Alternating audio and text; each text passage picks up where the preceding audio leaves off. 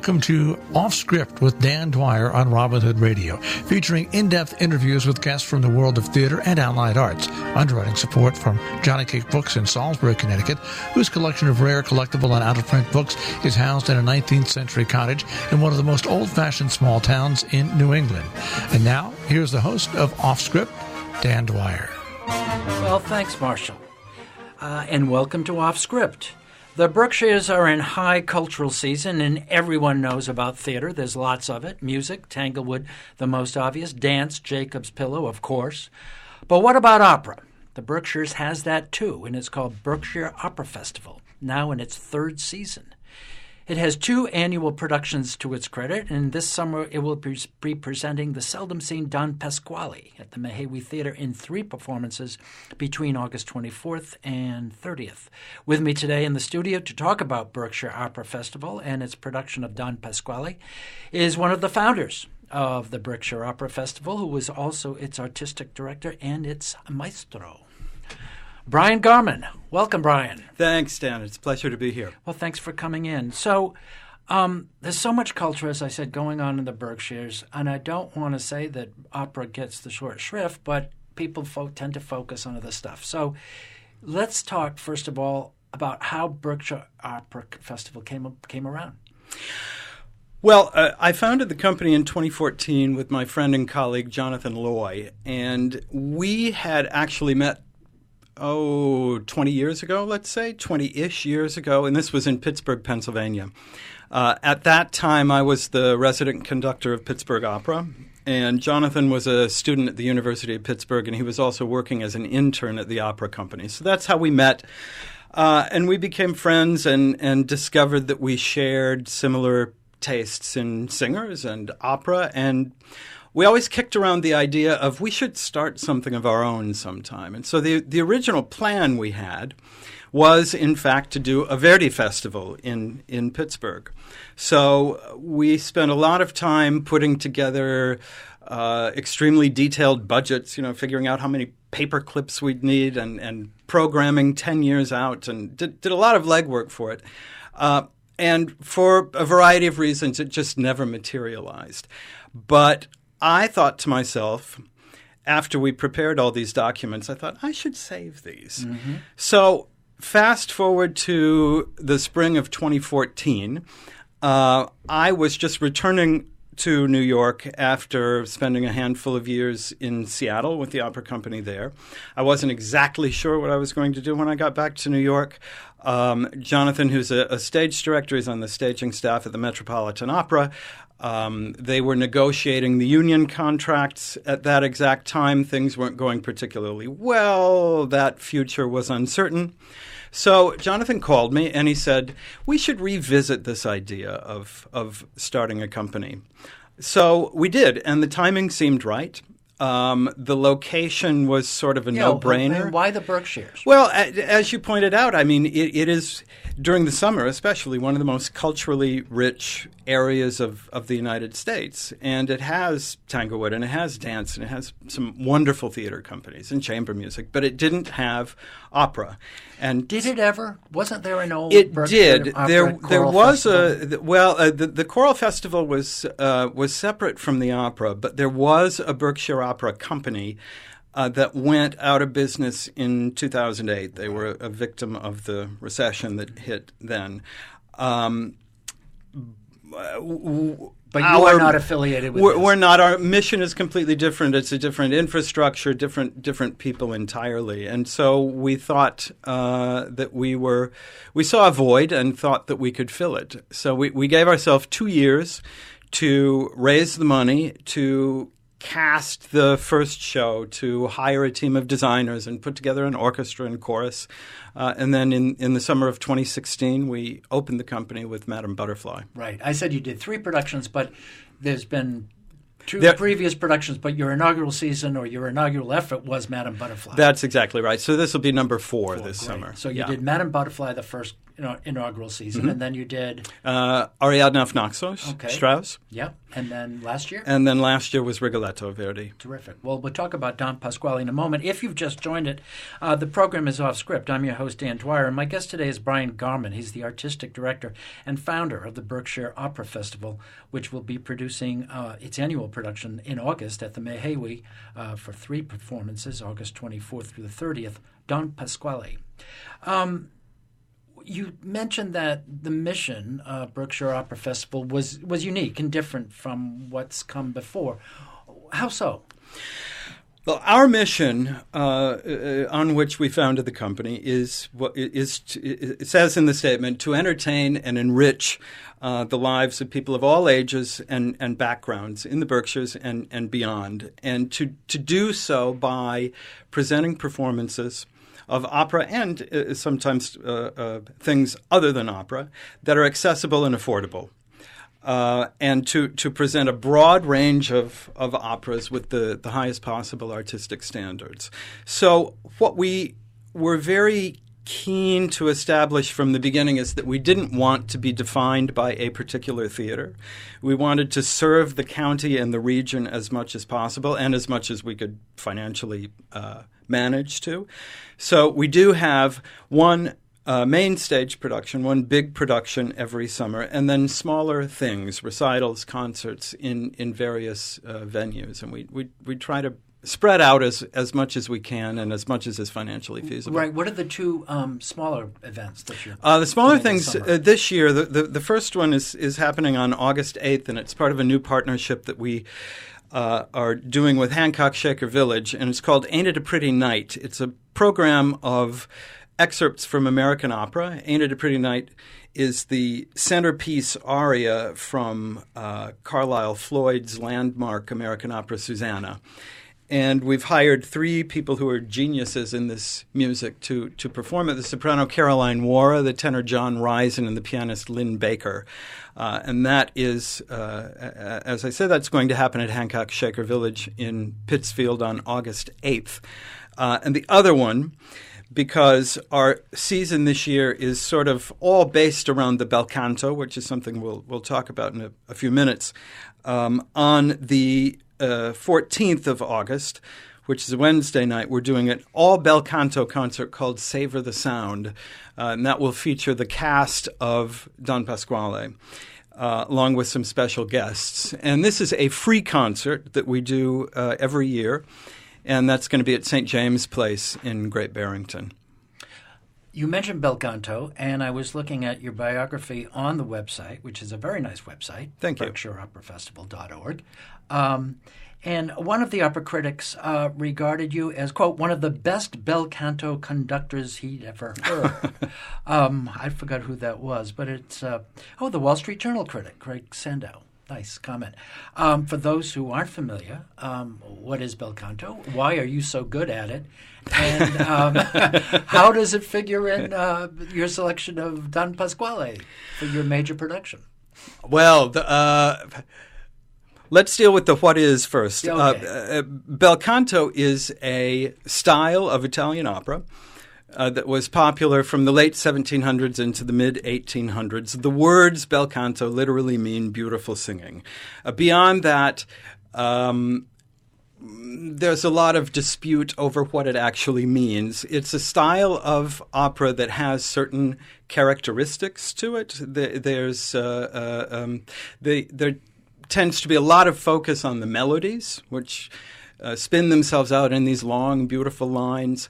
There tends to be a lot of high notes and embellishments of the vocal line, trills. And to put this in a popular culture context for those who are not opera aficionados, give us some examples by title of what people might commonly know, but don't know as a bel canto. For example, The Elixir of Love is a famous bel canto opera. These include the comedies too that form what we call an opera buffa, but things like The Barber of Seville, which is part of the bel canto period, Rossini's Cinderella, Cenerentola.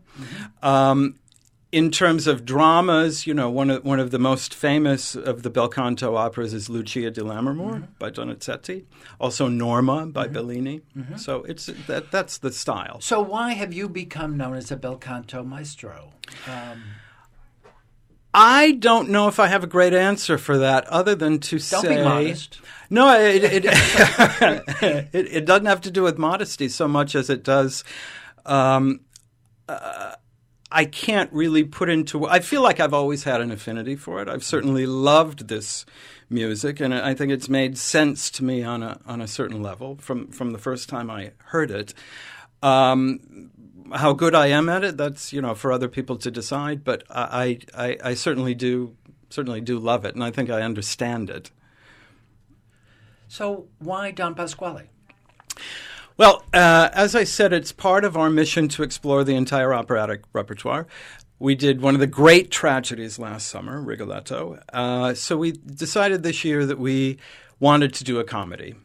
And we decided to focus on the bel canto comedies. And for me, I think Don Pasquale is the best of the lot. I think the composer, Gaetano Donizetti, in this opera really pushed the limits of the genre and the conventions of this kind of writing to their full potential. I think this is about as good as it gets for this kind of opera. The music is ingenious.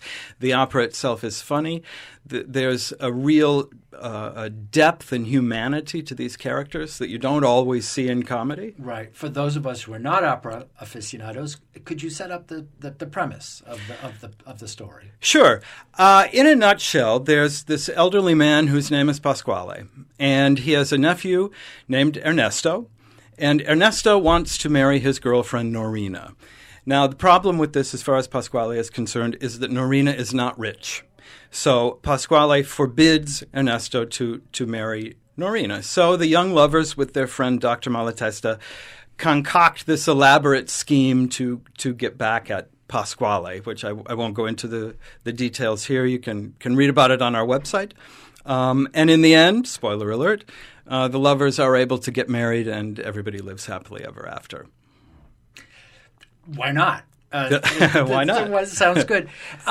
People have a notion, okay, because we talk on this program a lot about just entertaining theater, that, there's a script and, about 3 weeks, particularly for summer stock or summer theater up here, people assemble. They're cast sometime in the winter before the summer season, and they get together, 2 or 3 weeks with very limited rehearsal and put on a play. And this is basically the format that's used by Berkshire Theater Group and Williamstown and all the rest of it.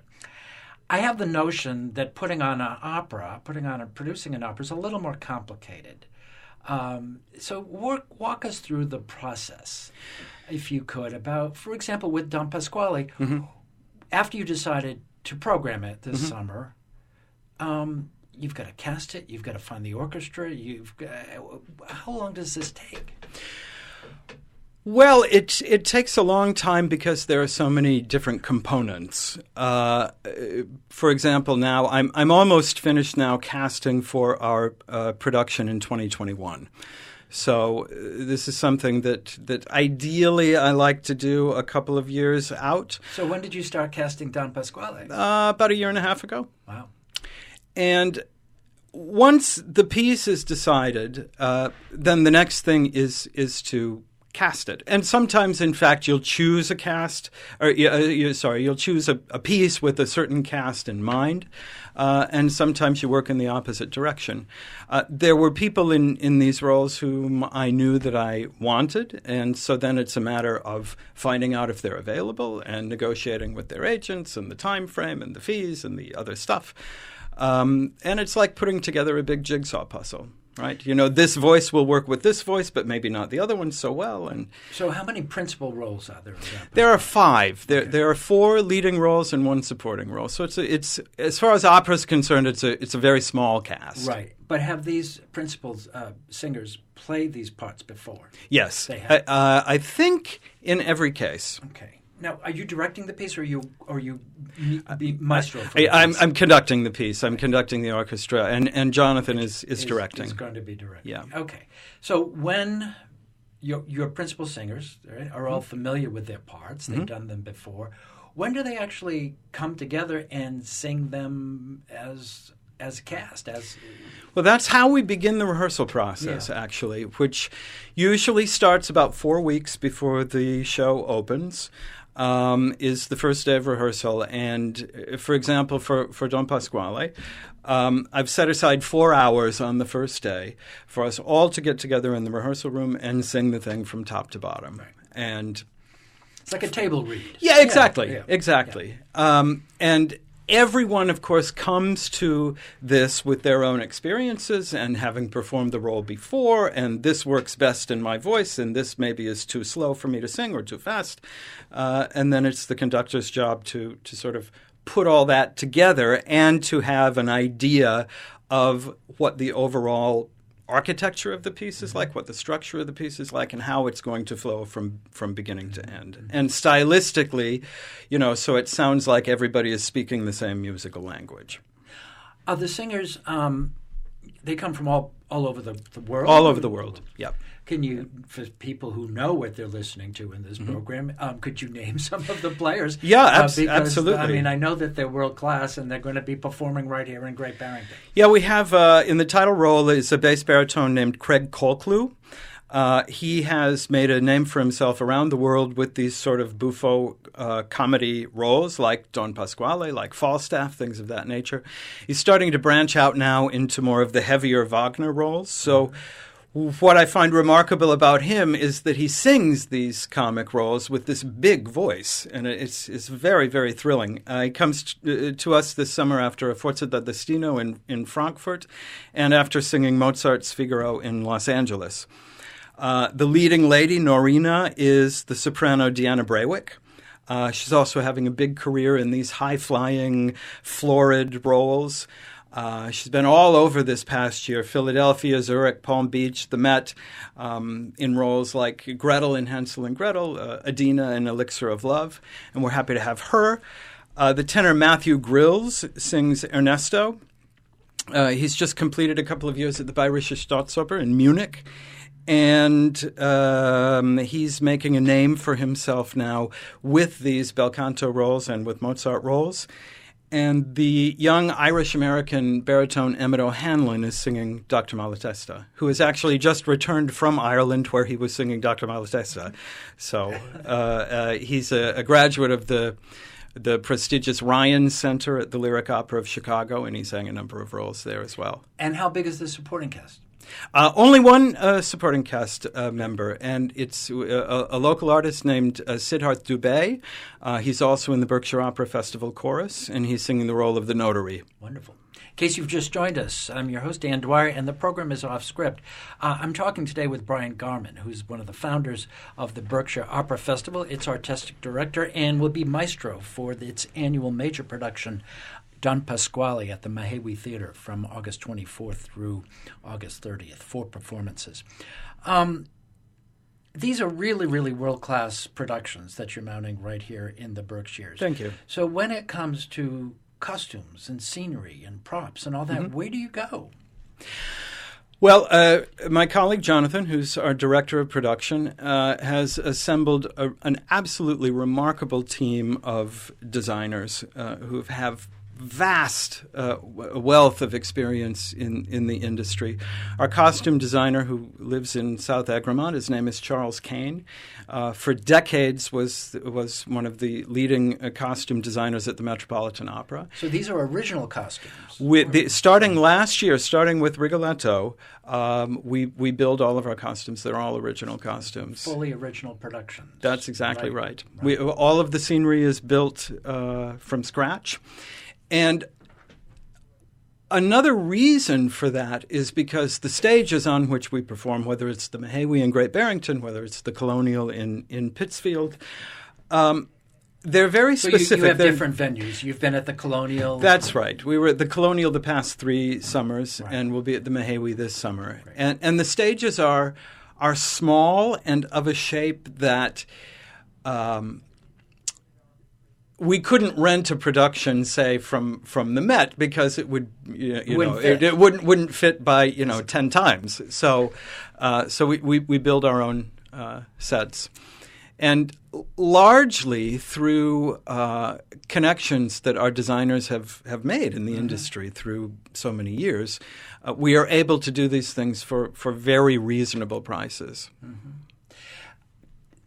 It's an ambitious project you've taken on to do these world-class, original productions, original costumes, original scenery, in a cultural environment that's incredibly commercially competitive. Mm-hmm. So how do you, educate people not only to opera, but also let people know that these real world-class original opera productions are really happening right here? You don't have to go to a Met Live broadcast at the Mahiwi, although I'm sure you would encourage that. Sure. And you don't have to go to New York to see it. It's kind of a special thing that it's happening here. How do you get people involved? Well, one of the principles that we founded the company on was that we believe there is no substitute for experiencing the power of a live, unamplified human voice in the theater. And I see this all the time with first-time opera goers. If you have never had someone sing a high C in your direction from 10 feet away, it's really a remarkable thing. It's something you can feel physically. So I am convinced that if you can get people in the door initially, you can get people to come back. I hear this all the time, people saying, well, I don't really like opera. And I think 9 times out of 10, what I find that people they mean— it's elitist. That's right. They mean, I don't like the perception of opera that I have in my mind, right? Maybe they think it's long or boring, or they're not going to understand it, or they won't feel welcome in it. And that's all a whole bunch of— I can't say it on the radio. It's a bunch of nonsense. It's a bunch of baloney. So I think that education is key, because the more people know about something, the more they are going to like it. Mm-hmm. So I think going into the schools as much as possible is vital. That's something that we're trying to raise money to do more of. Doing things in the community, having, for example, these recitals that we're doing earlier in the month. Part of the reason for that is to teach people about opera and to get them interested in the main stage shows. And that's one of the reasons also why our concert on the 14th is free, and why we believe that presenting this free concert every year is so important. You mentioned funding. We talk a lot about theater on this program, and Broadway productions are just crazy expensive, but it's even getting really expensive just for the regional theaters to do stuff. I've got to believe that an opera can't cost less than a standard theatrical production in these parts. Well, how do you, and I'm not asking you to go through the details of the budget, but how do you manage it? Well, that's always the difficulty. With all the arts, right? With all the arts, of which opera is the most expensive, because it involves so many different things. You have vocal music, you have an orchestra, you have a chorus, you have dance, you have visual art, you have acting, you have poetry, you have everything. Opera combines all these things. So it costs a lot of money. And unfortunately, and we're not much different from other smaller companies in this regard, ticket sales only account for a little bit less than 20% of our total revenue that we need to put on the season, because the theaters are small. There is a finite amount of money that we can make on ticket sales, and so the rest has to be raised through philanthropic gifts, and that is always that's always a real challenge. Mm-hmm. Let's talk about young people. Getting the model that I always default to is theater, and so people, anything to do to put bums in the seats, a producer will do. Mm-hmm. But there's a constant worry about what's the next generation of theater goer? What's the next generation of opera goer? Well, this is something that for 100 years now people have been worried about. I mean, people have been saying that opera is dying for a century now, and there's no young people in the opera house, and the singers aren't as good as they were in the previous generation, and yet here we are. This is, though, part of the reason why I think it's so important that we have programs in schools to educate children about the arts and culture and opera, because again, the more you know, the more you'll like. And it's not just children. I think this goes for adults too. Many of your listeners may have seen the new documentary that was just released a couple of months ago about Luciano Pavarotti. And I remember in the early 90s, toward the end of his career, the things that he did became extremely commercial. And when he started doing, the arena concerts and the three tenors and the duets with Bono, I had colleagues who said, "Oh, isn't this awful? And he's selling out, and why would he do that?" I think it's fantastic, because what he did was he introduced millions of people to opera who might otherwise have had no exposure to it whatsoever. Mm-hmm. And, if it takes an arena concert and a handkerchief to do that, that's fantastic. What could be better than that?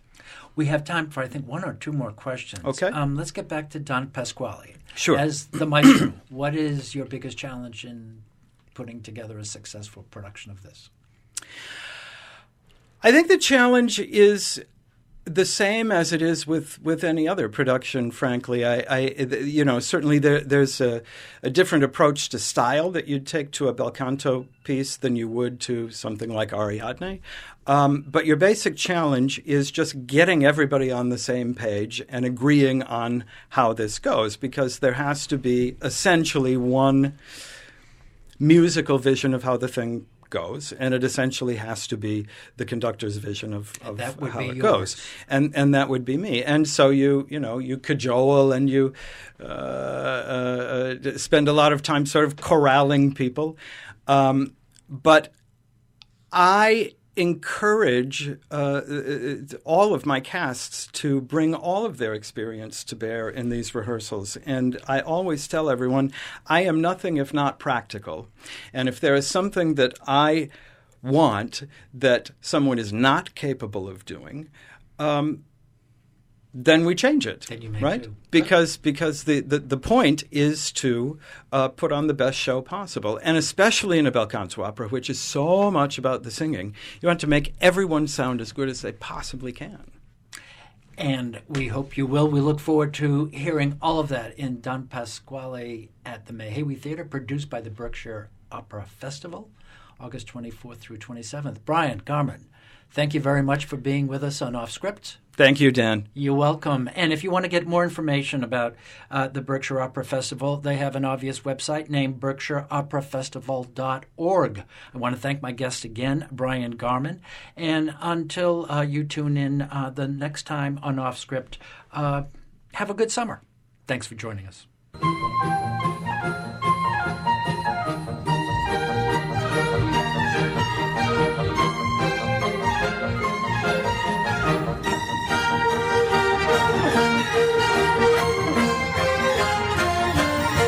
Underwriting support for Off Script with Dan Dwyer from Johnny Cake Books in Salisbury, Connecticut, whose collection of rare, collectible, and out-of-print books is housed in a 19th century cottage in one of the most old-fashioned small towns in New England. Off Script with Dan Dwyer is also available via podcast on our on-demand page, robinhoodradio.com. Click on On Demand, and then click on Off Script with Dan Dwyer.